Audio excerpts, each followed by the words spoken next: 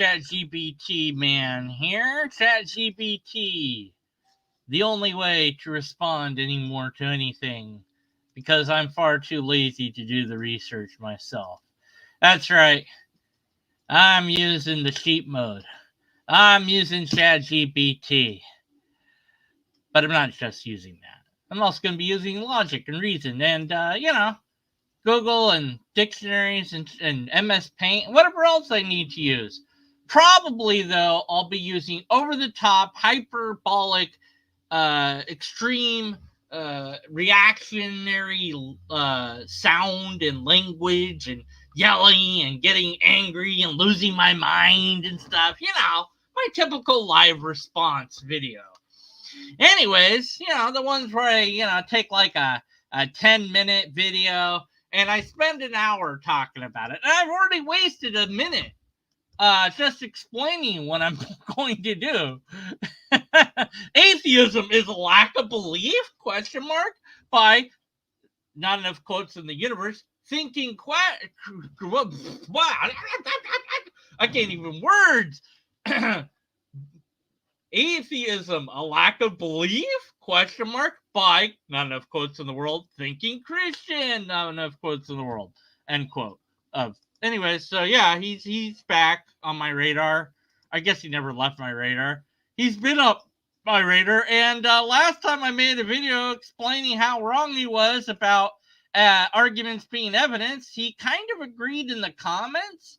But he has yet to make any rebuttal or response video, update video saying that he was wrong or correct himself. Hey, I made this video and I said this thing and man, I was just wrong about that. He hasn't done that as far as I know. I'm still waiting. That's why I'm subscribed to him. I'm waiting for him to do that. Any day now, he's going to go ahead and admit that he was wrong about that and correct his stance. I don't want him to take down the old video, by the way. I want him to, keep that around and say, look, I was wrong, and my argument sucked, and, whatever, in his own words. But I really want him to do that. I've done that. I've been wrong and said, hey, I'm wrong. Anyways, so we're going to go over the whole atheism as a lack of belief thing, and explain to him how wrong he is about everything he says as he attempts to redefine atheism into a version that he can straw man, or that he thinks that he can straw man more easily, all the while not defending his position about his God or his beliefs in any way, shape, or form, because it's just going after the definition of words that will derail everything. And, this is why I do it. This is how I do it. And why I think about it this way. I'm sure it's going to be very sophisticated and not use any statements that are completely incorrect about reality. I say that actually knowing that the opposite's going to be true. But anyways, so yeah, so this is what that is. And so let's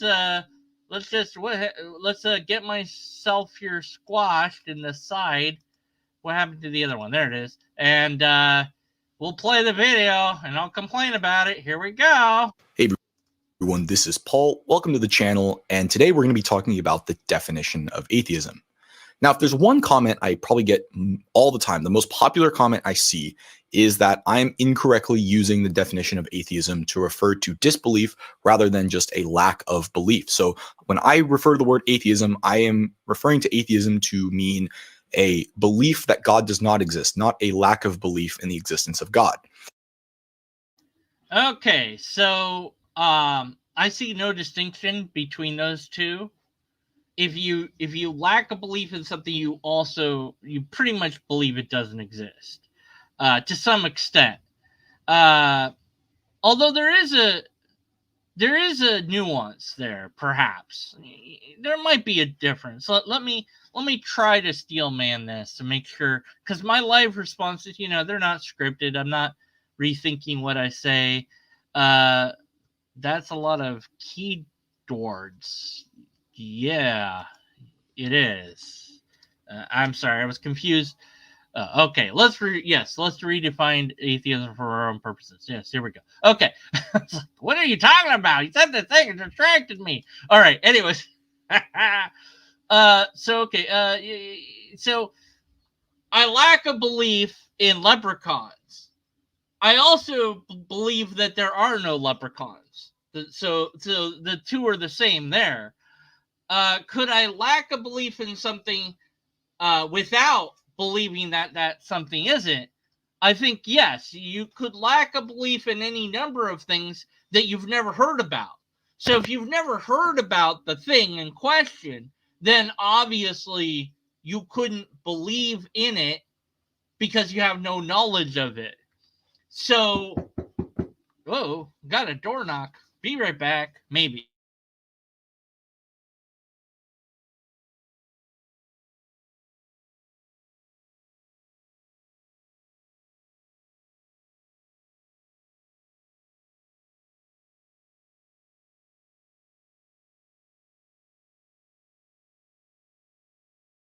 Okay, I'm back from that. We'll just edit that out and pretend that didn't happen. All right, that was food arriving, and I better have my cheesecake. Cheesecake? Cheesecake?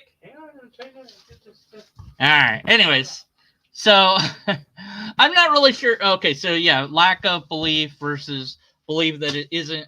I think that the two are different to some extent. But yeah, okay. So yeah, let me go back a little bit. Of belief. So when I refer to the word atheism, I am referring to atheism to mean a belief that God does not exist, not a lack of belief in the existence of God. Okay, the belief that God doesn't exist is very different than lacking a belief that God does exist. There is a very big difference between those two. All right. Got it straightened out in my head. I might have misconstrued what he said. We'll just ignore that I was wrong in the first few minutes when I was talking, because I'm never wrong. So yeah. And in this video, I'm going to explain why I use this disbelief definition and why so many other philosophers of religion, including many atheists and theists, do as well. Okay. Many atheists and many theists. Really? Do you know how many? Do you have? I mean, how do you know that many do? I'm just wondering how you know many do, or is that just something you're just saying that because it sounds nice? Just wondering. Now, if you're new to the channel, I really encourage you to check out some of my other videos first. The reason for this is I tend to find a lot of value and merit in most of the atheistic arguments out there, and especially those by people like Graham Oppy, John Schellenberg, J.L. Mackie. And this is part of why I enjoy engaging with them, because I think they're good arguments. I may disagree with the premise and therefore disagree with the conclusion or have some objections, but that doesn't mean I think this is a bad argument or it doesn't bring up some relevant point that's worth discussing. It is very difficult for me, with that being said, to see any merit to redefining atheism to be a lack of belief rather than belief that God does not exist. And as we're Okay, so he says he doesn't find merit in redefining atheism as a lack of belief, suggesting that at some point it was redefined in this way. Well, language evolves all the time. But it sounds like he's suggesting that this was done, maybe recently or something like that. I don't know. Is he? we're going to hear later, there are many philosophers, whether atheistic or theistic, who find this redefinition to be more a result of cowardice than anything else. Okay, so there is a sinister underlying reason that he thinks that it's been redefined. Not necessarily that it's happened lately, but I don't know. I don't want to put words into his mouth, but just so that we all know, the distinction between strong and weak atheism, which is another way to put this. Let me get up my cheat codes here. Good old cheating Chat CBT. Now we take this with a grain of salt, but still, it's good enough for me, So strong atheism refers to the active disbelief or denial of the existence of God. And strong atheists assert that there is no God or God. So that would be believing there is no God. That would be that version, which is what he wants to use.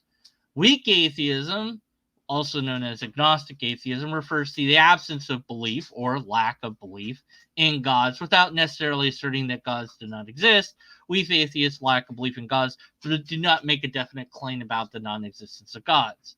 The distinction between these two categories has existed for a long time, and discussions around atheism, agnosticism, and related terms have evolved throughout the years. The nuance in these terms can vary among individuals and communities. So I wanted to know how long that's been around. And I kept harassing GPT for a date, like a number. Give me something. So finally, it was like the distinction has been about a century. So, and then he says about 100 to 150 years. The estimates based on the emergence of formal atheistic and agnostic positions in the late 19th and 20th century. So this isn't like a new development that has suddenly arisen overnight or anything like this. This has been around for quite some time. To just say redefining it, to me, suggests that I don't know why it does, but for me, it suggests like it's been done lately. Like redefine. I don't know. Maybe it doesn't for you. Maybe it shouldn't. By the way, maybe it shouldn't mean anything. It's just it's been redefined. Well, when was it redefined? Oh, yeah, about 150 years ago we redefined it. But did we? Because these two distinctions have existed for that long. So at some point, these two distinctions were not made. So back then, you could say, well, you guys are trying to redefine this. And they say, no, I don't hold this position. This is how I view the reality that I'm in. I would put myself into the weak atheism category for every god except for Yahweh and Allah, whatever his name is. Those gods I'm a strong atheist about. But the other gods, I don't know, maybe. Vanish the Destroyer seems kind of cool. Haven't really looked into that one. Don't know much about it. The elephant god things. The Hindu gods are kind of interesting. But their arguments are like, hey, this statue produced water or milk, and that means there's a god. And that's all I've seen from them. So I don't really have much to work with. But yeah, I mean, maybe. So yeah, this isn't like a new development or anything like that. And it's not for some sinister hidden motive like you're suggesting. That kind of dwells into conspiracy type thinking. And if you want to say that there's a hidden underlying motive to it, well, I'm not sure how you would show that that's the case, but you would have to show that that's the case. So I'm not sure how you're going to do that, since, again, this has been around for such a long time, as two different distinct sets of ideas for the one word of atheist. But yeah, let's dive into the conspiracy theory of why. How did you put it? Let's rewind a little bit. What did you say about it? Exist. And as we're going to hear later, there are many philosophers, whether atheistic or theistic, who find this redefinition to be more a result of cowardice than anything else. Okay, so we're going to hear that theists and atheists think it's because of cowardice rather than anything else. Okay, we'll see about that, because I'm sure he's going to... Now, why doesn't he just name those atheists right now? I don't know. I guess, make us watch the rest of the video, I guess. But okay. Now, you certainly don't have to care. But why do I care? Well, believe it or not, I really do care about having good conversations. And there are these groups on Facebook that are titled things like atheists don't think or atheists posting their L's online. And unfortunately, it only fuels these groups when atheists are inconsistent about their own definition.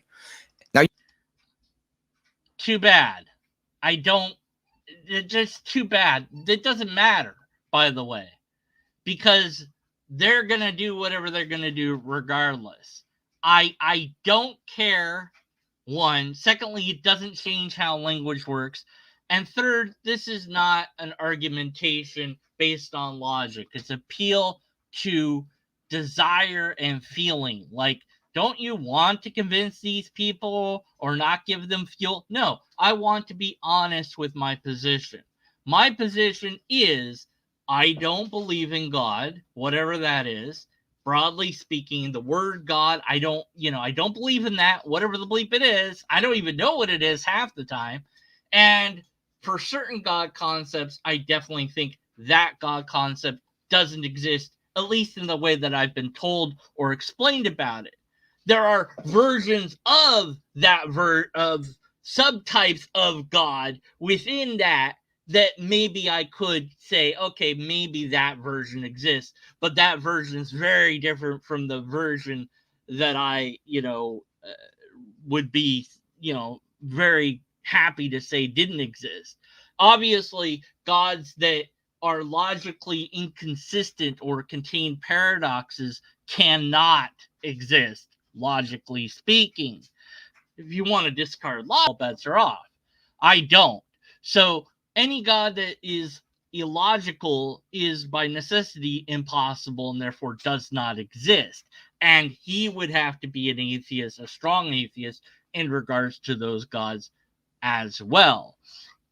Although if his god also had that attribute, he probably would ignore it or rephrase it so that it didn't appear to have that attribute, because otherwise you couldn't continue to maintain the belief, or at least it would be very difficult to maintain the belief, I suppose. But yeah, it doesn't matter. Words are fluid. They have multiple meanings. That's how it is. There is no consistency with how we use that word. And that a bunch of people don't understand that, that's on them. And that's a you problem to fix, since you're in those groups. Why don't you help them to understand what it means? That's not up to me. I don't care. So, whatever. you don't really have to care what I think, but I mean, if you're watching this video, you probably care a little bit. And if you leave a comment, it's clear you at least care enough to leave a comment.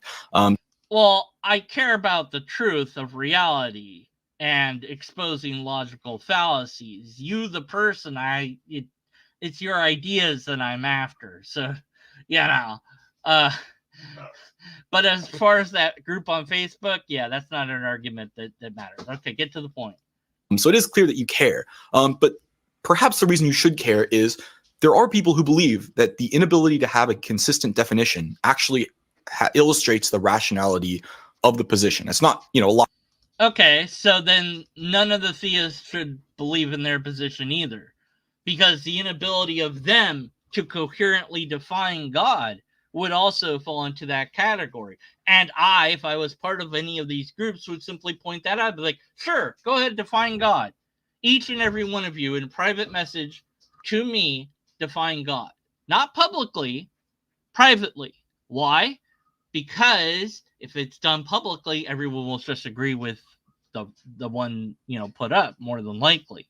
But if it's done individually, I can compile that and then show it all on screen simultaneously and go, looks like you guys can't agree with each other. I guess your belief's invalid, if that's what we're going with.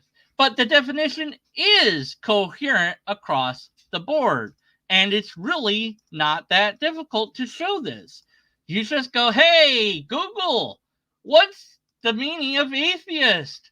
Right there. From the Pew Research Center, pretty well-respected thing. The literal definition of atheist is a person who does not believe in the existence of a god or gods, according to Merriam-Webster. And the vast majority of atheists fit the description. 81% say they do not believe in God or a higher power or a spiritual force of any kind. Okay, so they do not believe in the existence, but that doesn't mean that they believe that God doesn't exist. They don't believe it. So what's the percentage of a person that would say they lack a belief in God, right? I don't know. Maybe they'll let us know. Let's see. See, this says the literal definition of atheist, but doesn't say where they got that idea from. Let's see. 1 in 5 self-described atheists say they do believe in some kind of higher power, but none of them would believe in the God described in the Bible, right? Okay, so this doesn't really answer a question about the definition of it, right? Okay, but we found out something we didn't know, so that's kind of interesting. Here's a person who does not believe the existence of God or gods, absence of belief, which falls into the lack of belief category. So, okay, someone who does not believe in gods or believes that no God or God exists. So, hey, look, 2 definitions. That's coherent. Same thing every time. Oh, look, there it is again. Now, of course, they say it, simply the rejection of the assertion that there are gods. That's according to the American atheists. Let's see. Oh, that's closer to what we're aiming for in defining it in a certain way, right? It's a lack of belief in gods. That's what they say. That's what it is to them. It's a lack of belief rather than belief there is no. They say that it's this. Okay. Well, it seems to me that there are 2 versions of it. Look, here again. Defining atheism as a state of lacking belief God faces similar problems. Now, they go about it. They talk about this issue here in this article, right? I don't see an issue. I don't care. This is how it is. Okay? This is how the word works and how it's worked apparently for at least 100 years. Maybe a little bit more, maybe a little bit less. But it's like, but it's so difficult. Look, it's not though. I don't believe in leprechauns, and I also believe that leprechauns don't exist. This 2 are equal, but you can have one or the other, and so it's just this weird complaint. Okay, anyways, all right. Logical sort of argument, but some people are dismissive of certain positions because they believe that people are using words in a misleading way or they can't get their facts straight, with the idea being, yeah, well, those people don't understand logic or how words work, and I can't help them. So, okay. Right? If atheists can't get their facts straight about the definition or how they define themselves, how can someone expect them to offer a cohesive alternative to theism?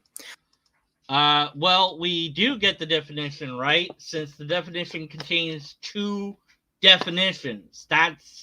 Words have multiple definitions. We get that right all the time. What I suspect is happening is people are quote mining, misquoting, misunderstanding, or other when it comes to atheists, and it depends upon the question. Because you're being kind of vague and you're not giving specific examples here, I have to also be kind of vague. But I would imagine that you're with these groups, you're dealing with people going, atheists can't decide whether they don't believe in God or whether they say that there isn't a God, and the lack theists, and it's this weird sort of like, let's attack the definition rather than any of the arguments. Well, let's just and I grant the definition that you want to use for your side, and I'll use the definition I want to use on my side. And it would be easier for the audience if we maybe chose different words. But if we're steadfast on using the same word, then I'll say, okay, you get number 1 because I don't care. I'll take number 2. Doesn't bother me. And I'll take definition 2. Okay? And that's how we'll play the game. But we can then have the debate. So whether I believe in God or not, whether I believe that there is no God or not, or lack of belief in God or not, it doesn't change the argument of what is the proof for this thing that you're talking about? My belief or belief is irrelevant. What matters is, what's the argument? Is it valid or sound or not? That's all that should matter. But by quibbling over the definition, we go off on this rabbit hole of tangents that I now have to perform and explain. Once again, I've done this before, I'm sure, but whatever. Now, I'm not defending these groups for posting this sort of stuff or making these arguments. In fact, I find it unhelpful. I'm really not a fan of this. But to be honest, what can I say to them, right? In many cases, their observations are correct. When atheists post things like, atheism is the position that there are no effing gods, and then other atheists go and say, oh no, atheism is a lack of belief, it gets confusing to people. All right, and that's how it is. But both are correct. That is the position of atheists. They're both correct. Both of those positions are correct. It is that, and it is the other thing. Now, it's interesting to see when, like, say, the American atheists say atheism is one thing, lack of belief in gods. They get that wrong. They're wrong. No, it's not just that, because there's another definition as well. And so, yes, that lacks some nuance. It's annoying, but I mean, that's what they're doing. What am I going to do? Email them? They're not going to care. They're not going to listen to me. They're not going to change it for me. Who am I? And so what does it mean to be a Christian? Ask that question. Oh, you're going to get different answers, right? What does it mean to be a theist? Right? That's a tricky question too. What does it mean to have a religion? Like, what's the difference between a religion and a cult? That's a good question, right? But there is nuance lacking there in a statement like atheism means this or atheism is that, when it has two definitions. But you're complaining about what people do.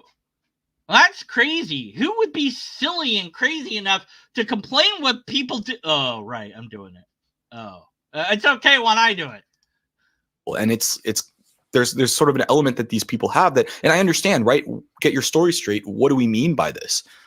So let's define a few things first. Now, theism is a belief in the proposition that God exists. And yeah, well, theism is either believing that there's a God or asserting that there's a God. There's two different definitions of theism as well. It's not just one thing.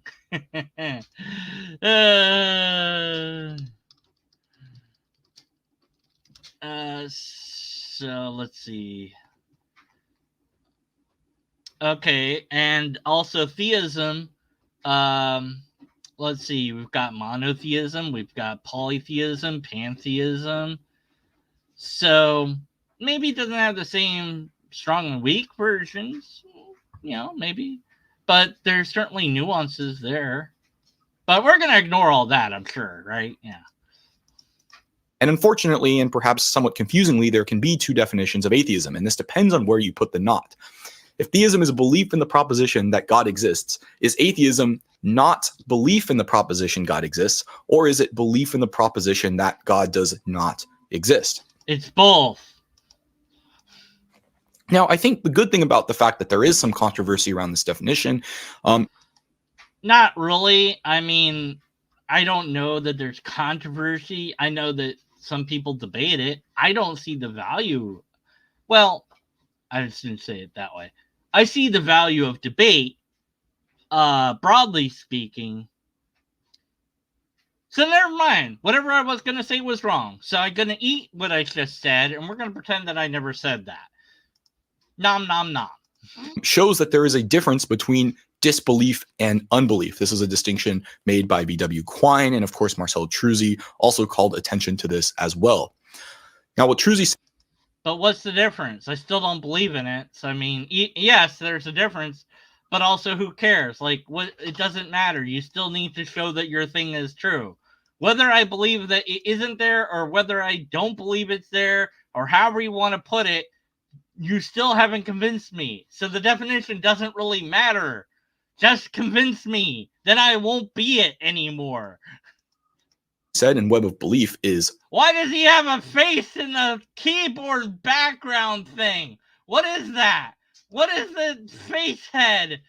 Oh, sorry, I got distracted. No, look at it though. Look at it. What is it? Why? Why is face head here? All right, sorry. I'm sorry. when you disbelieve something, when you say, I disbelieve in God, this is logically equivalent to saying, I believe God does not exist. No, it's not. Well, wait. Hold on. Now, what Truzy said in Web of Belief is, when you disbelieve something, when you say, I disbelieve in God, this is logically equivalent to saying, I believe God does not exist. Okay, yeah, sure. I see that. Yeah, that works. Okay. Whereas unbelief is simply sort of refraining from making a judgment, and it's actually a claim to ignorance, not a claim to knowledge, right? Yeah. Lack belief, or I lack positive belief in the existence of God. The thing that gets to be difficult here is notice how there's already a word that refers to a lack of active belief in God. This is agnosticism, which was wrong.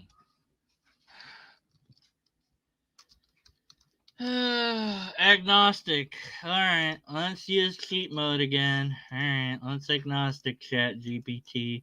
Do it for me because I'm lazy today.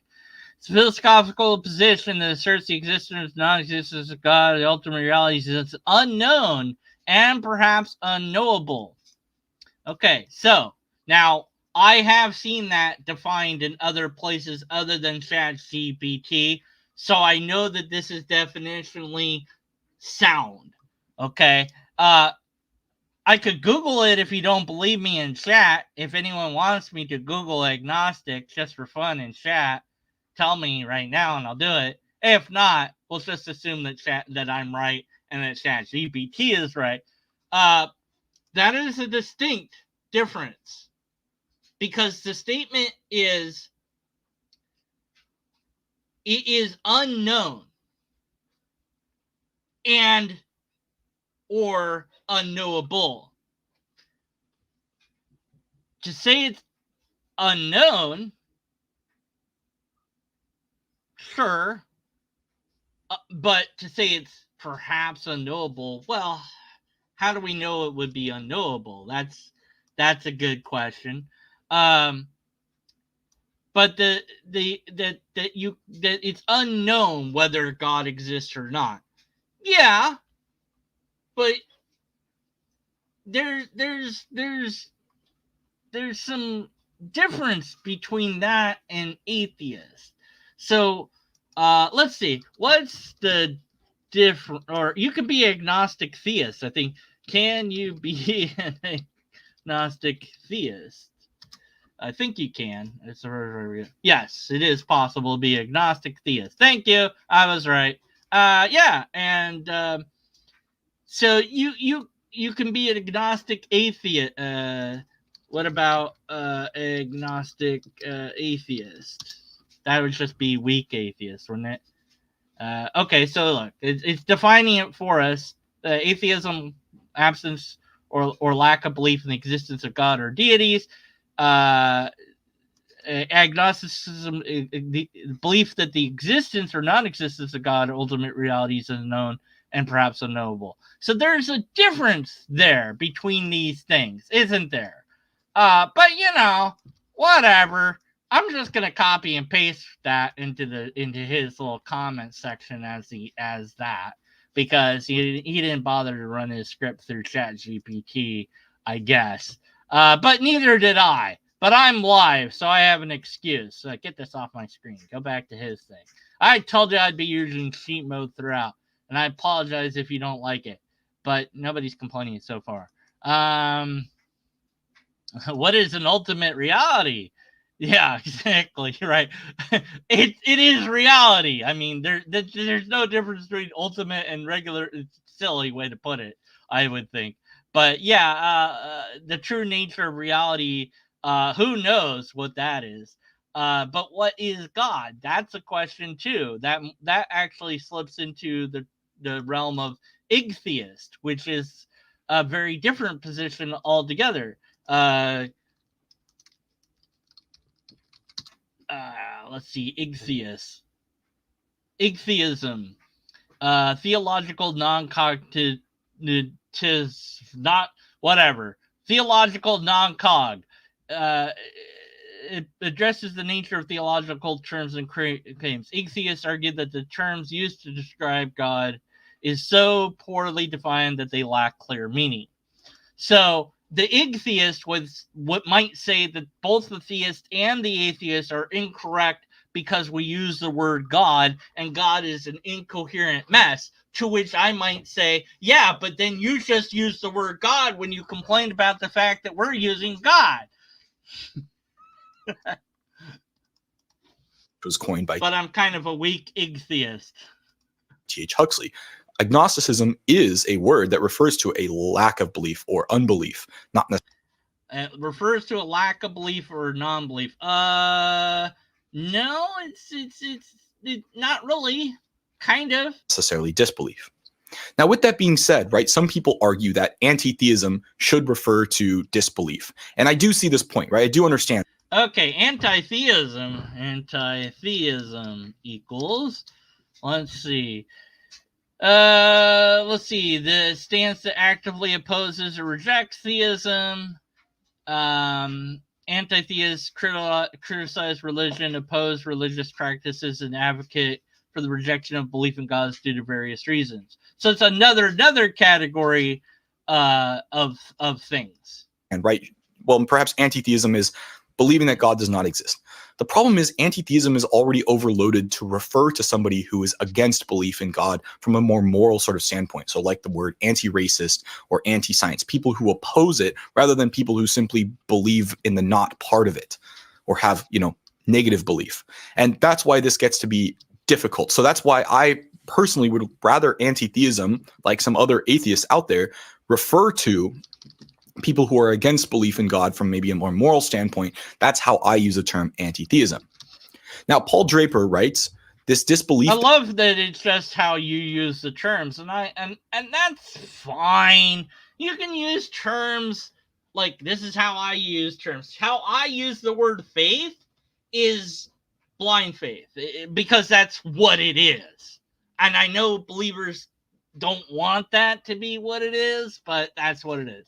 Faith is belief without any proof that the thing is true or false, and no test that you can run. Okay, that's what I view faith as. Now, other theists, like the one I just talked to just a while ago, they don't view faith in that way. They view faith to mean confidence. Like I sit in my chair, I'm confident that the next time I sit in my chair, it's not going to break apart on me. But instead of using the word confident, they use the word faith. But I'm like, yeah, but why use that word when you can use another word? Well, because they don't, because people use language in different ways. But although you might do that, you need to be accepting of the fact that, yes, other people mean different things when they use different words. And it's like, well, what do you mean by faith? Okay, that's what you mean. All right, I understand that.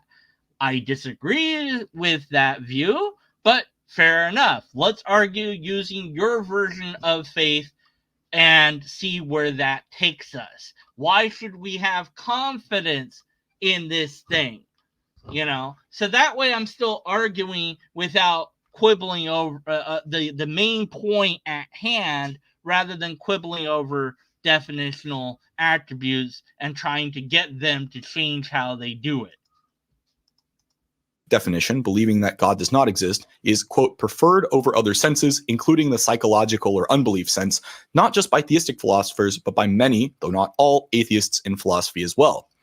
Now, does the fact that the Stanford Encyclopedia article on atheism, which says that atheism is more commonly disbelief than unbelief, mean anything to me? Yeah, actually, it really does. I would trust the Stanford Encyclopedia, which is a peer-reviewed resource, more than random people on YouTube commenting. Now, that's not to say people may not have a good point. It's just I have not found any compelling reason to shift my definition of this word from what professional philosophers of religion are saying to what other people are saying. But that's just an appeal to authority. You're saying that because the authority that you trust, the professional philosophers, whatever it means to be a professional philosopher, like what? Do you have to have a degree in philosophy? How many classes must you take? You know, we can go down that rabbit hole. But who cares what they say? Seriously, if people are telling you this is how I view this word, then they are right. That's it. That's very simplistic. That's how they view that word. It's true. Whether or not you like it, accept it, embrace it, agree with it, doesn't matter. That's they are telling you what they think the word is. And so, oh, I trust this trusted source because it's been done by professional philosophers and not just random people. Yeah, but do you know how we got to that conclusion? Well, a bunch of random people were pulled on what the dang word means. Oh, yeah. Oh, man, this is bad logic so much. But yeah, okay, so you recognize that even the encyclopedia there that you trust disagrees with you. So what could your argument possibly be that, but it should just be used in this one way, not in both ways? And given that, right, what about Rowe, Oppie, Schellenberg, Begini, Poitevin? These are all atheists who, in my view, have the best arguments against the existence of God. And, many people on my channel are recommending, and I think they're right to recommend these. These guys are great, right? I mentioned a bunch of atheists that I have to look up to see what the bleep he's talking about. I'm sure he put it in the description. No, he didn't.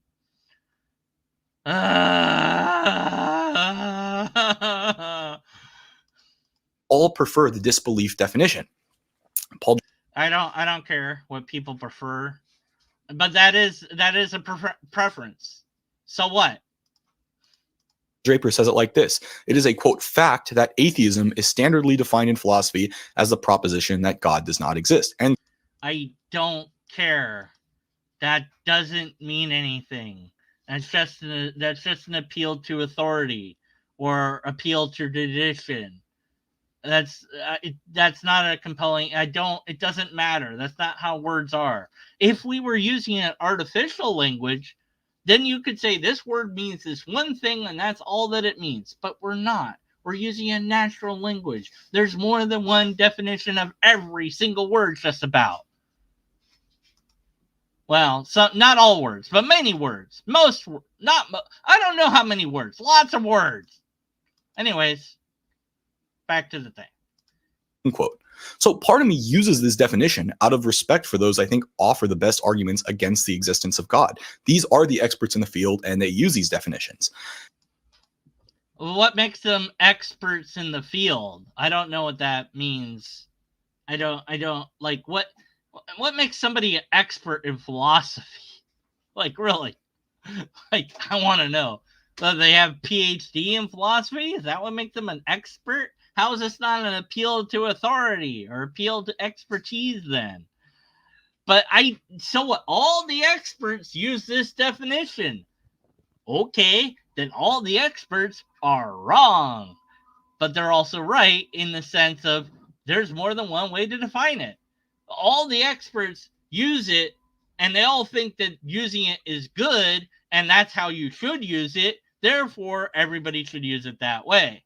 Appeal to experts. That's all that is. So what else you got? Because you've had multiple fallacies so far in different various forms throughout. So I'm waiting for your compelling argument that I should change how I view this word. And, part of me wants to say, look, if you have a problem with me using their definition, you should also be objecting to them because this is. Well, sure, I'll object to them too. But it's not that I'm objecting to your definition. I would object to the fact that saying or asserting that everyone must do it this way or use it that way. No, that's just not true. I don't agree with that. And that's not how people are going to use the word. Saying that we ought to do X, that's nice. I might even kind of agree. This goes back to Steve McCrae, and he had an argument about atheism and how we should. He got kind of, I guess, well known on G Plus when that was a thing. Google Plus had like community sections, and he got pretty well known there for arguing against atheism definitionally. And I never understood it. I just was always kind of on the sideline, kind of watching, like, going like, why is he arguing? I don't know. But finally, I saw his argument and I analyzed it way back when. It's in one of my videos, and the argument was good because the argument wasn't about that people should do it. It's just that his argument was essentially that if we did this, then it would be more coherent or something like that. It's been a long time, and I'd have to listen to my own video, and I don't want to do that. So you'll have to watch my video, and then you'll have to tell me in the comments what I said in my own video, and I'll just believe you because I don't care anymore. Is part of the reason I use this. I'll explain the reason why they use this in a minute, but keep in mind, this is part of why it looks a little odd when I go on a video with Graham Oppie and people aren't commenting, wait a minute, atheism is just a lack of belief. There's nothing to defend or anything like this. Perhaps those people on my comments should be watching their videos and objecting to them as well. Well, they're right, though. They're right because they're using the common definition of atheism. They're using the atheism that's in the zeitgeist and that's been in the zeitgeist for at least 100 years. They're using the weak atheism, if you want to get technical. And most people don't go that deep, I would dare say. I would dare say, without any studies to back me up, that most people wouldn't even be aware broadly, I don't know. Most people seems to, I don't even like saying that. I'd say that people, let's get rid of most, might not know about weak or strong atheism. They just know that they don't believe in God. And that's it. That's all they're saying. And the word atheist is just useful and handy because it's like, I don't believe in God. What do you want me to call myself? And it's like, look, call me a skeptic. That seems to get rid of all these objections, right? I'm like, fine, I don't care. Just call me a skeptic. That's why I chose that label. And then, of course, people don't agree with my version of skeptic. But I haven't had to debate any of them, so that's fine. I'm good.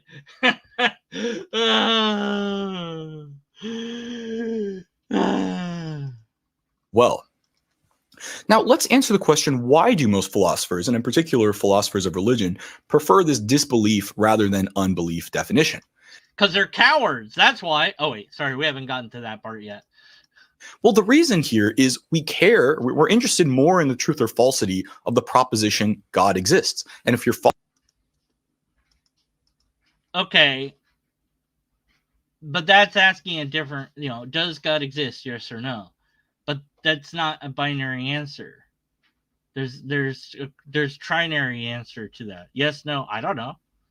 And I don't know is not agnosticism. Necessarily. It could be, but it doesn't necessarily fall into that. Also, there could be, depends what you mean by God. Because I don't even know what you mean by God. Which God? What one are you talking about? I don't know. I can't even tell you whether I believe in it or not, or whether I think it doesn't exist until you tell me which God you're talking about. Yahweh? Oh, that one doesn't exist. Okay. Next. Allah? That one doesn't exist. What else you got? El Shaddai? Oh, that one's a bit more tricky. That kind of falls into Yahweh. I'm going to say no to that one, but less sure than Yahweh. I just have a real bone to pick with Yahweh. But not so much El or El Shaddai. but they're different versions. Oh, yeah. Some nuance there, you know? Oh, well. Following Western logic, you have the law of the excluded middle, which means this proposition is either true or false. There's no in between. It's either God exists or God does not exist. Well, maybe. But what if God exists in a superposition where if you look at God, he stops existing, and then the moment you look away, God starts to exist again. He stops existing whenever we try to observe God. That's why we can't find God. I solved it. Everybody's wrong. God doesn't exist and exists simultaneously because God is in a quantum state. Quantum God is the reality of everything. Everything makes sense and nothing makes sense. What if God once existed but died in order to make the universe? Ah! But anyways, yeah, that answers the question to some extent. But either there is or there isn't this thing. Sure. What's this thing though that you're talking about? We need to kind of define that thing, don't we? Right. Okay. Then after we do that, because we're assuming that we're using the same word God in the same way. And I don't want to assume that because I don't know what you mean by God until you tell me. So it's a problem for the theist. You see? Anyways. If we're using the unbelief definition, or we change the definition to refer to something about lacking belief. Again, with this change of definition, I should just type this. It's been both for like 100 years, give or take. I wrote this during my live stream. Woot woot. Hi, Paul. I see you in chat. All right, there. There, I put it in the thing. Yes. Now I'll have to watch this video. This shifts the focus from talking about the truth of a proposition to the psychological state of the believer or unbeliever. Yeah, so? And the reason this is potentially wrong is, quite frankly, in a context of a discussion about the existence of God, nobody really cares what your or my psychological state is. We want to know whether or not God exists. This is part. Well, yes, but we're not necessarily exploring that topic just yet. What we're doing is saying what my position is, which is why I'm using the label at all. The label is a shortcut. But, you know, labels are weird things. What does it mean to be a lesbian? Well, it means you're a woman that loves a woman, right? Yeah. Well, now what about the whole trans thing? Didn't that screw things up? I don't know. I'm not going to touch that. I'm going to leave that for them to figure out amongst themselves because yes, no, I don't know. I mean, so maybe it means more than one thing. But maybe it only has one meaning. And so, we've gotten used to certain things having one meaning or multiple meanings. Like love. The word love has multiple meanings. I think, is it Greek? Greek. 5 words for love. Agape, philios, the rest that I can't think of off the top of my head. And it would be easier to use those words when you want to tell your friend that you love them, but you don't want like back in the 80s to be like, I love you, man, no homo, But nowadays, if you said that, you'd probably get canceled or whatever. I'll say it because I don't care, but I'm immune from cancelization. I've said the N-word once on my channel at some point because I was making a point that you're not allowed to say it. So I said it like a whole bunch of times, complaining about that you can't say it. And I took that video down. just because it wasn't very well done. So, not because I was worried about it getting taken down, but they'd probably take it down and call me hate speech anyways. I don't know. Anyways, what was I talking about? Oh, right. But words are hard. I did a video called Words Are Hard just recently. It's like this guy hasn't watched any of my videos. Why isn't he watching my videos? Now, just once, I would like to watch a live stream of somebody complaining about my thing live in the way that I complain about their things live. Then I could go live to complain about their thing that they did live that's now recorded, or I could make a recorded response to that live stream where I carefully edit everything and then go, okay, now you have to respond to this in a recorded way, and we would get this like a super mega inception of response videos. That'd be cool. It's been a while since someone has done that. In fact, it's been a long while since anybody's responded to any of my videos. Almost like they're scared. Ooh, they must be cowards. We haven't gotten to that part yet. Firstly, why there are some theists out there who do believe God exists, spend time debunking other arguments that theists put forward, while some other atheists will spend time defending these arguments. But doesn't theism also have the idea that some theists say, I believe in God, while others will say there is a God? So you can't get, you might as well do away with all the theists that just say that they believe in gods, because that's just a reflection of the psychological state and not talking about whether there is or isn't a God. So who cares about those theists, right? Oh, all right, yeah. Because who cares what people believe in the context of an argument about the existence of God? We want to know whether God exists, right? We care about the facts regarding God's existence, not one's subjective feelings or beliefs on the matter. Okay, so what are the facts that support that God exists? Not arguments, facts.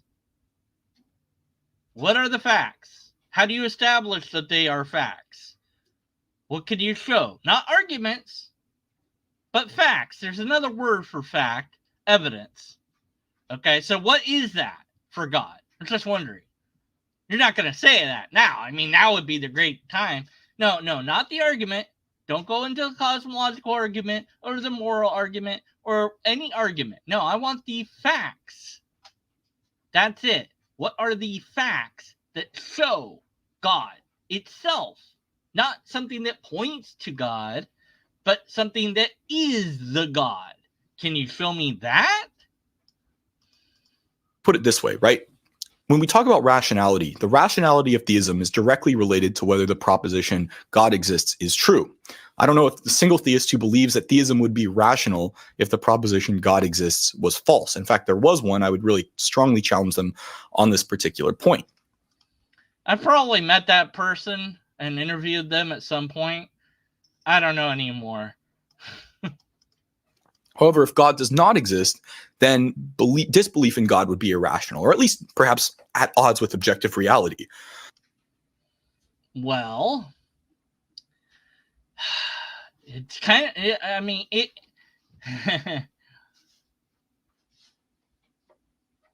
it depends. If God is identical to the natural order in such a way that we can't distinguish it, then it's perfectly reasonable to say that there isn't a God. But then there's no need for the word God if it is the natural order. It's just the natural order. People like to bring up the fine tuning or this, or look at, like a guy I talked to, like, look at how amazing the cells are under the microscope. Yeah, sure, they're cool, but we know that they evolved. So they look amazing now, but they didn't look amazing a few thousand, a couple million years ago. They would look kind of boring. So, just because it looks a certain way doesn't mean anything. So you're abstracting based on what you do know to make inference about the unknown.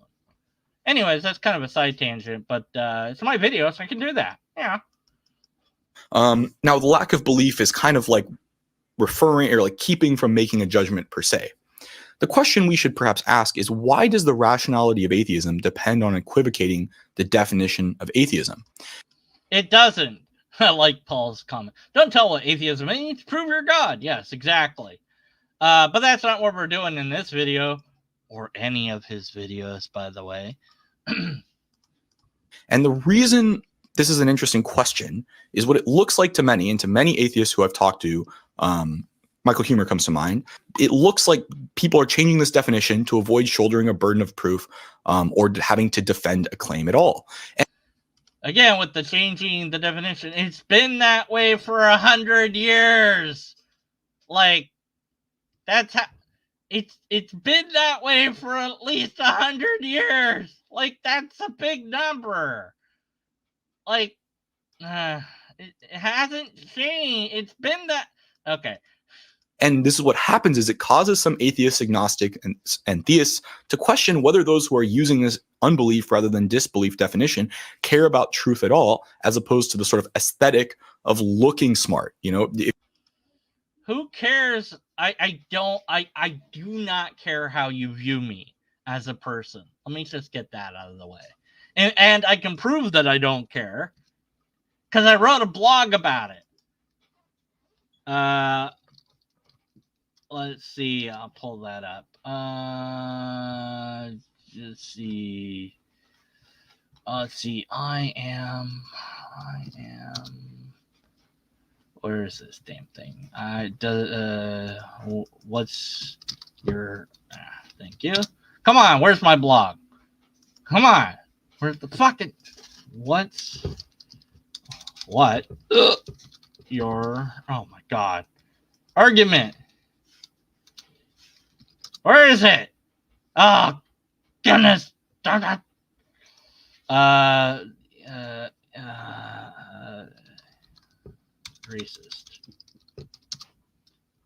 I can't find this. I can't find it.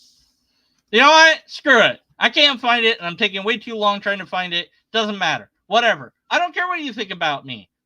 Let's talk about the issue at hand. Okay? Let's do that. Okay?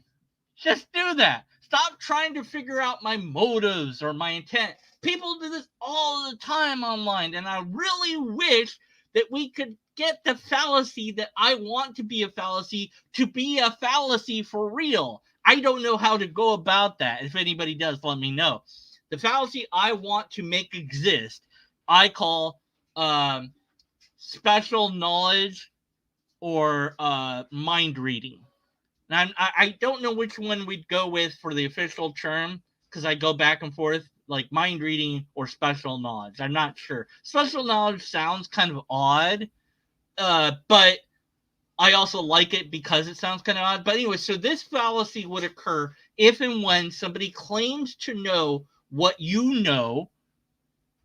feel, what you think, what your motive is. So you're doing this because you hate God.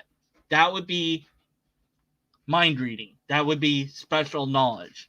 That would be that logical fallacy. Now, there are other fallacies that kind of cover this, but aren't exactly on that. And if it was a thing, that because I see happen a lot where people go, you're angry at me, or you're this, or you're that, or I'm like, no, I'm not. I'm not anything. Why are you attributing these emotions to me? Why not just ask how I feel or what I think? But it's funny because when he asks atheists, what do you mean by atheist? And he gets the answer, he doesn't like that answer. So he goes to the encyclopedia that tells him that their answer is right, basically. But he says, yeah, but all the professionals don't use that version. So I'm going to ignore that too and just go with what I want to do. And that's not how she's out. Anyways. If you don't want to have to put up anything or stake a claim, you're never having to really defend anything. And in the words of atheist in the sense of disbelief, Michael Huemer, this is, quote, dialectically pathetic. I don't care what he said. But yeah, no, I don't have anything to defend. I just don't believe in it. It's your burden to prove it. It's not my burden to disprove it, and it never has been. Period. End of story. That's it. It's always been your guys' burden since you guys first invented God. It's always been your burden. In fact, it's always the burden of the one that asserts to make the proof. That's just how burden of proof works. I know, but I want you to disprove it, didn't we? And again, the guy I just talked to, prove that the resurrection didn't happen. No, prove it did happen. Oh, we could do that in court of law. Yeah, according to this guy that wrote this essay. Okay, that's nice. Prove it in non-court of law. Can you do that? Then actually, if that's true, it just makes me question our legal system that much more. Maybe we need to refine our legal system. It seems to be way too based on personal subjective opinions. The methodology he seemed to use is I'll know it when I see it, which I really should have. I should have nailed him down harder on that one, because that's not a really good methodology to find out if something is true or not, is it? Just to decide yourself if it is or isn't. Like, it doesn't feel mundane. It doesn't feel like it's not true to me. You know, you need a better system than that. But anyways, yeah. It's a fallacy of equivocation to change definitions to avoid needing to shoulder a burden of proof or to avoid needing to support a proposition. And I think equivocation happens if and when you use the word in different ways in the same argument. This is why so many professional philosophers are so skeptical of this changing definition, or perhaps who? The idea of atheism not needing to have a burden of proof. Now, one of the people I think who atheism doesn't have the burden of proof. Well, maybe certain versions of hard atheism does. Was involved at least in part of this was Antony Flew, who had his presumption of atheism. It's very interesting that he's also changed his mind on a lot of these things. You can read his book, There Is a God, How the World's Most Notorious Atheist Changed His Mind. Okay, so he's wrong. Not going to care what he says. All right. Interesting book, very much worth a read. Quite interesting. But he even said, yeah, I've changed a lot of my own views on the matter there. But he's like, basically like, I'm too old to go back and rewrite all this stuff. So somebody else will have to take a look at it. So kind of an interesting claim there as well. Don't care. And to show why humor and other people find this to be, pathetic, and this isn't meant to be insulting. That is an appeal to ridicule, not a logical argument. I'm still waiting for a logical argument. I haven't heard one. Have I missed something, guys and girls and robots in chat? Let me know. Did I miss when he actually gave a coherent argument to why we should change the definition of atheism to mean only one certain thing? Because he's actually the one advocating that we all change the word to mean this certain thing because all the professional philosophers use it in this way. Right? So that would be a change of the word. But I haven't heard the coherent argument for that. Maybe I missed it. I know I was ranty and raving and going off on tangents as I'm wont to do. Did I miss it? Did he say what his God is? No, not in this video. He hasn't. No, he didn't bother defining God. So but whatever. Insulting. I mean, maybe they mean it to be insulting, but I don't mean it to be insulting. Yes, suppose I redefine theism to avoid the burden of proof. I could redefine theism as a. Some people have done that. And I found the article that I wrote. Haha! At last! I found the thing that I talked about a while ago that I couldn't find. Oh my word! So just to show that I was right, here it is. I am X. I don't care.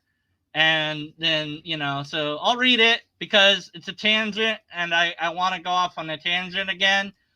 And so yeah, that's it. A person calls something, I'll shorthand it. A person calls something bad, trying to start in the conversation. Makes them the other, marks them, stains them. Yet I wonder, why does anyone care about words? What happened to seeing that an ad hominem is illogical? Screw it. I'll be all the things. I'll simply declare, I am X. Then I shall ask, What's your argument? I'm a racist. I'm a homophobe. I'm Islamic. I'm a misogynist. I'm a misandrous. I'm a troll. I'm a neckbeard. I'm a big towel. I'm an incel. I'm a simp. I'm a slob. I'm retarded. I'm evil. I'm an idiot. I'm sick. I'm dumb. I'm stupid. I'm far right. I'm far left. I'm a Nazi. I'm a terrorist. I'm religious. I'm spiritual. I'm a New Ager. I'm an atheist. I'm a skeptic. I'm agnostic. I'm anti-Semitic. I'm in. I'm out. I'm up. I'm down. I'm left. I'm right. I'm forwards, backwards. I'm a sloth. I'm lazy. I'm workaholic. I'm neurotic. I'm a pencil pusher. I'm a drug dealer. I'm a drug addict. Everything that is good and bad and other, and the whole goddamn universe. What's your argument? Anyways, I just really wanted to say I don't care what you think of me.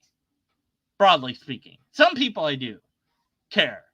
But, I mean, in this case, like, I care more about the argument than what you think of me. But hopefully you like me. Please like me. Love me. Master me. Oh, I mean, I'm sorry. that was from my fanfic that I haven't published called Blaster Master and Deconverted Man Have Gay Sex. Not that there's anything wrong with it. That's the subtitle of it. And I'm going to write that book anytime now. Mental note, as a joke, send Blaster Master fanfic where we are gay. All right, back to whatever I was doing here. Don't think I won't do it either. Lack of belief in the proposition that God does not exist. Now, this would mean if somebody wanted to argue that theism is irrational, one would first have to prove that God does not exist. Now, I hope you would agree with me that this move would be pretty pathetic, right? Who cares where the belief part is? We want to know whether God exists or not. I mean, I'd certainly want to know if there are problems that, believing in God led to all these contradictions. I would want to know this. I care less about, then I would change my belief about it. Perhaps I would put it that way. The other thing about this is it would mean that an agnostic would technically be both a theist and an atheist according to both definitions. So if theism is and an agnostic can be both a theist or an atheist. They can't be both simultaneously, but they could be an agnostic theist and there can be an agnostic atheist because that's how the word works. But, who cares about reality and how things really work? Let's complain some more. A lack of belief in the proposition that God does not exist, and atheism is a lack of belief in the proposition that God does exist. These are sort of symmetric definitions. Whereas if theism is belief in the proposition that God exists, then atheism, the symmetric version of theism, that would be the sort of other side of it, would be belief in the proposition that God does not exist. And the sort of undecided claim to ignorance would be, I don't know whether God exists or God does not exist. It's weird to say I lack belief in the proposition that God exists, but I have positive belief in the proposition that God does not exist. Because of the law of the excluded middle, it's either one or the other. I think part of the other problem here too is many of the new atheists, at least in particular, have reasons that if they believe them would lead them to active disbelief and not just unbelief. And I think this I've never really gotten my head around what the heck new atheist means. Maybe I should ask ChatGPT. Hey, what does new atheist mean? Let's see. Refers to contemporary movement in atheism that gained prominence in the late 20th and 21st centuries. It's characterized by more assertive and outspoken approach to atheism. Okay, public advocacy, critique of religion, emphasis on reason and science. Okay, so it's not actually an insult. This whole time I thought it was an insult. I was wrong about that. Damn. Man, I keep learning new things. Anyways. This is where this can be a fallacious equivocation as well, because it's misleading to suggest that somebody simply lacks positive belief when they're supporting or providing or believe reasons that would give them reasons for disbelief. So, but both could be true, though. It depends upon the person. Now, see, you're complaining that on one hand, it's like, I don't care about your psychological position, but they're trying to explain their position, and you're saying, well, yeah, but that doesn't really matter in regards to whether there's a God or not. You're right, it doesn't. But in order for them to explain their position, they have to explain their position!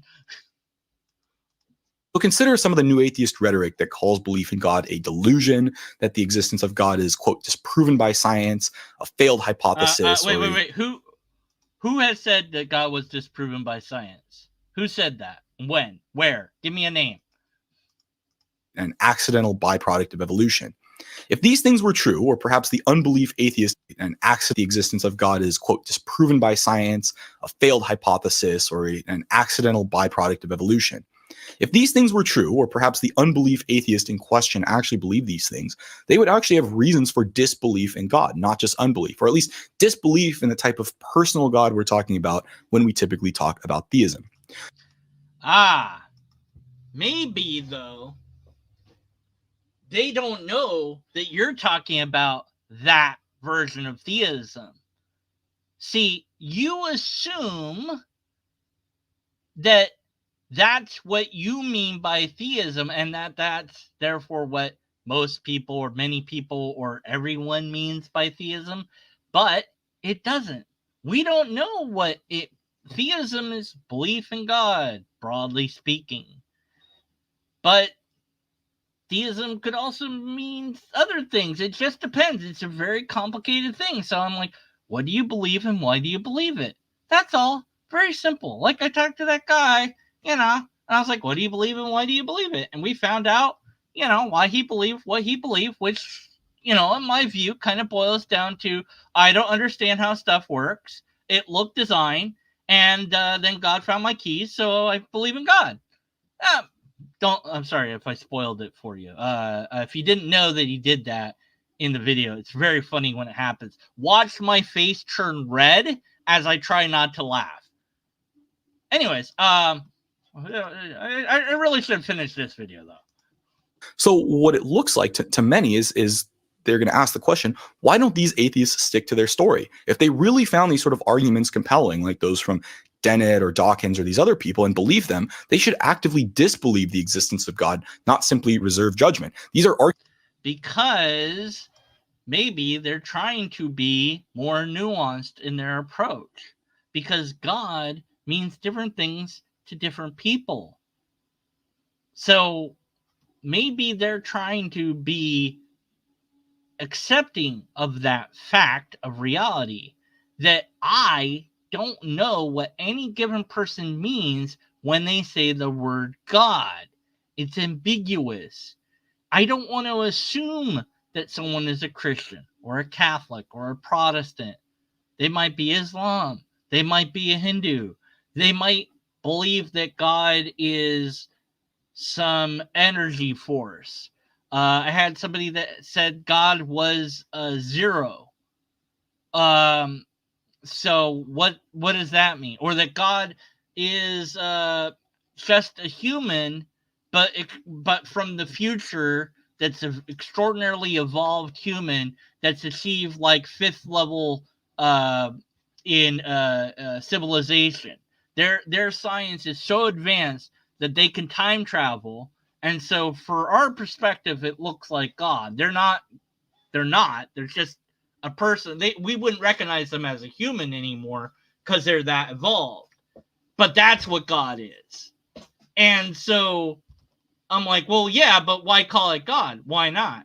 Why is the belief that they call the God molecule the God molecule? When they found that thing, I don't know. So is that I name my lobster God? So maybe I'm talking about my lobster. I don't know. So I'm trying to be nuanced in regards to the theist, to the person that's saying there's a God. I don't believe in that, broadly speaking. And it just saves time to just say, I don't believe in that. And it just saves time to say, I'm atheist or I'm a skeptic. And this doesn't save any time. In fact, it eats all my time. And we've ate my time. Okay, we're going to finish this video. Super speed. That's the only way to do this. Let's go. arguments that claim certain things about God to knowledge. They claim that God is a failed hypothesis, that belief in God is a cognitive accident. If those things are true, then I would argue this gives us active reasons potentially for disbelief, or at least disbelief in the type of personal God that is assumed to have produced these types of religious experiences in questions. Now, once again, what if they're a strong atheist in regards to personal gods, but they're a weak theist or a weak atheist in terms of a deistic God? And no idea why there's not a consistency sticking to the story, but it does suggest that, once again, many of the new atheists care more about looking smart than finding truth. No, it doesn't suggest that at all. Not even a little. You haven't shown that that's a thing. Now you're just going to motives again. There's a further problem with this unbelief definition. With the existence of some things like, say, UFOs and other sort of paranormal stuff, I lack belief. This means I have unbelief. I'm claiming ignorance. I don't know whether these things are true or not. But there are still... No, there are UFOs, unidentified flying objects, but they're not aliens from outer space. At least I don't think that they are. Pretty sure they're not. Could be wrong though. Nah, I'm gonna press F to doubt. Other things I actively disbelieve, things that I believe are actually false, like flat earth theory or the idea that the moon landing was a hoax, these sorts of ideas. And my guess is most unbelief atheists are like this as well. There are some things they reserve judgment on, perhaps like God, and some things they actively disbelieve. The question we should ask is, why does the unbelief atheist spend so much time and energy arguing against something that they simply lack belief in, rather than... Because the people that do believe in that thing also vote. So there's many reasons why people argue. Why not just ask people why they argue? I do it because it's fun. It's a hobby. It's like stamp collecting or train models. You know, shoot. It's in the stuff that they actively disbelieve in. And, one could argue, why the clubs, conventions, tattoos, fedoras, books, all this other stuff. Some of the disbelief atheists I've talked to actually say, hey, look, this looks pathetic. It's just people making part of their identity, not their belief at all, but in their lack of belief. One person, mentioned, some of these people have conviction about something that they have no conviction in at all. Okay, I don't care how people view it. Doesn't matter. I'm not in those groups or whatever. I've never been to an atheist or skeptic convention. I don't think I would go either, because I've read horror stories of those things going completely off kilter and getting very incoherent. And so, yeah, I don't think that I would fit in, because I'd be questioning everything like I always do. And people don't like that. Anyways. Which is kind of funny. I guess it's just kind of ironic. Now, don't get me wrong. I think it's okay to have conviction in your own ignorance about something. And I think this is actually can be a very helpful thing to say, I am pretty sure that I don't know the answer to this problem. You're kind of evaluating your own confidence in your own beliefs, a sort of metacognitive step. This is a very helpful thing, and cognitive science suggests that this is actually a good part of learning itself. But what is odd is that these entire conventions are out of claims to ignorance rather than claims to knowledge, which just kind of, perhaps it just looks strange. Like I said, I don't really know if there's necessarily anything wrong with it per se. It just is odd that there are groups that are bounded together by their ignorance as opposed to by any particular claims or needing to defend any particular claims. So let me go through a few possible objections and some answers that I would provide. Now, one potential argument is that theists can't get their facts straight either. Now, let's put aside the fact that this would be a Tukokei fallacy. And I would say, actually, I think this is a fair observation in the sense that, yeah, theists have different definitions of God. And it does seem, at least I could understand why somebody would say, yeah, theists don't seem to, at least aren't always the most consistent about God. However, keep in mind, theists at least agree that God exists. And monotheists in general tend to agree that an omnipotent, omniscient, omnibenevolent being exists. I'm going to call it the... Yeah, but what you mean by God varies so differently and drastically that it's not the same concept at all. So it's not equivalent. Triple O. Now, there are dissenting voices, but they tend to be few and far between. Now, don't get me wrong. I mean, I don't mean to sweep that under the rug or brush that aside. There are dissenting voices, but I think the vast majority of monotheists tend to at least have some consistent definition of what we mean when we talk about God. Now, you would think that, but you'd be wrong. It's true that there are some things about God that people disagree on. One of them that comes to mind is whether God exists outside of time, while others think God is bound by time. Now, I would argue this is a smaller detail. Now, it's still a big detail, in who God is, but it's not really related to the definition of theism itself. And the reason I say this is because my guess is if most theists learned that, who thought that God existed outside of time, came to learn or believe that God existed within time, they would not say that their conception of God had really changed all that much. Nor would they necessarily say those who think otherwise, whether God is outside of time or bound by time, are not true theists in a particular way. I think. Yeah, okay, but I would say that there is a difference, because it's a different God that you're talking about. You're talking about a God that could exist versus a God that couldn't exist, logically speaking. Of course, maybe by time and space, you mean something different than what I think of time and space, which actually occurred when I talked to Alpha Centauri. He has a different idea of what time and space are than what I do. So I get his stance on that, even though I don't agree with it.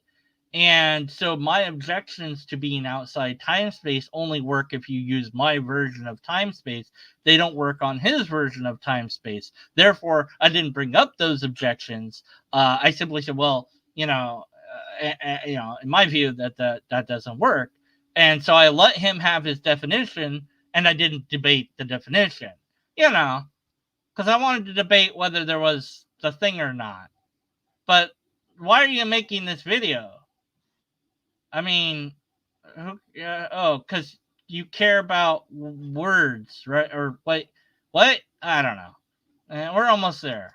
I think perhaps a good argument could be made for either one. And a lot of the stuff I've read about the relationship between God and time tends to argue for almost a dual definition. God creates time and then logically enters into it to become a part of it. An interesting way that this is discussed in the literature. Another claim I sometimes hear is that I'm an atheist with respect to other gods. And I would say that's true. Not only do I lack belief, but I actively disbelieve that other gods exist, something like Zeus. And I would say, yeah, but I don't really see what the point is, or at least what the point is with this as well. I mean, if by God... The only point of that expression is so that you understand to some extent what it's like to be an atheist. That's all. It's so you put yourself in our shoes and go, oh, you know, you don't spend time, you don't worry about those other gods. You don't think about them. You just don't believe in them. But your reasons for not believing them are not the reasons I have for not believing in them, perhaps. We might disbelieve in them for different reasons. You might disbelieve in them because your Bible says that there's only one God. Whereas I don't believe in them because, like your God, they have no empirical evidence, repeatable tests, or valid and sound argument, as far as I know. Now, obviously, there's many gods out there that I haven't heard about, considered, or looked into because I don't have the time, energy, or desire to do so. I guess if they're real, I'll find out. You know, somebody somewhere will find something and present it to me. At some point, looking up God existing will yield a result that should be positive rather than negative. I'll find a valid and sound argument somewhere. Hasn't happened yet, but I'm going to keep trying. We mean the triple O creator of the universe. Then following Anselm, these other things that we refer to using the word God, like Zeus, would hardly be God at all. It's not omniscient, omnibenevolent, omnipotent, the creator of everything, nor really a necessary being with this sort of aseity in mind. The last objection I could possibly hear, and I think this is a fair point, right? Does this really matter? Why care so much about definitions? Well, I think definitions are pretty important and they help us be clear. And this is me coming from definitely an analytic background, because when we're having a conversation, we want to make sure our language refers to the same thing. Now, I'm not here really trying to argue that other people should necessarily adopt my definition of the word. To be honest, I don't want to say I don't really care, but I'm trying to give a reason why me and so many of the other philosophers of religion use atheism as a disbelief to once again show that the focus should be less on the actual definition itself and more on the proposition of whether or not God exists. But that is a focus on the definition. Okay, but okay, your reasoning, I understand it to some extent. This is not an ought video. This is more like I want people to do this. But you haven't, like, but even there, you really haven't given us a valid and sound reason to do this. Your reasons seem to have logical errors in them. Appeals to emotion, desirability. There really doesn't seem to be, you know, I want clarity. That's the beginning of a good argument. And had your video been about, let's have clarity, I would like to make this be a singular definition for clarity's sake. But then you're saying effectively, you don't want natural language. You want an artificial language. And I would love for that to be the thing. One word means one thing. I don't know that it's possible to make a language like that, but I would love that. That'd be great. But that's not how things are. Things are far more complicated than that. And let's just accept that, because that's reality. All right, that's it. I'm done. Oh, wait, there's more? Oh, come on. Another minute? What's he got to say? Does he say more that's interesting? I don't know. Hopefully these aren't things that really depend on a definition. Now, perhaps I could hear an argument that we want atheism to refer to a lack of belief, and then we can invent some other word like schmatheism or something to refer to active disbelief in God. And if, you know, there are enough people that would know that that's what that word refers to, then I'm totally fine using that word. I mean, I don't care about switching my own definition. I care about trying to be clear and trying to be straightforward. And I think some of the people that are arguing for this unbelief definition are actively trying to be unclear, which is why I think it's why I guess I'm trying to defend this usage in the literature as well. So in conclusion, right? I'm going to continue using this metaphysical definition, this disbelief definition. If scholarly consensus changes, we have a better word to describe it in the future for clarity, like some new word that's being invented, or I have some good reason to have atheism refer to unbelief rather than disbelief, yeah, I'll totally change my usage of the word. So if you do think the definition of atheism should change to a lack of belief, let me know in the comments and why. I mean, like I said, I am open to changing my view on this. I'd be curious to know what those reasons were. Definitely check out the Stanford Encyclopedia of Philosophy article on atheism and understand why many people do tend to prefer this metaphysical definition, at least when we're talking about the existence of God and these other sorts of things. But let me know what you think, and I will see you in the next video. Whew! Well, I think I told him what I think in this video, but I don't know that he'll watch my video. Alright, well, Blaster Master, how is it not clear when people can and will explain their position to you? Well, because they're not professional philosophers. See, the people on YouTube, they're random people, and he doesn't care about what they say. So he explained that. You might have missed that part, though. Yeah, so we don't matter to him. He wants it to be this certain way that it isn't, because experts use it in this certain way. So that's what we did. We covered that. I don't know if you made it through to this point the whole way through, or you missed some of it, or you skipped through, or you've been here the whole time. So now I'm just gonna say names about chat that are people in chat, and that's what this video is gonna be now. So you can turn it off if you want, and if you don't, leave a comment below saying I watched the whole thing, Deconverted Man. And if you don't leave the comment, you suck. Anyway, so let's see. Calasia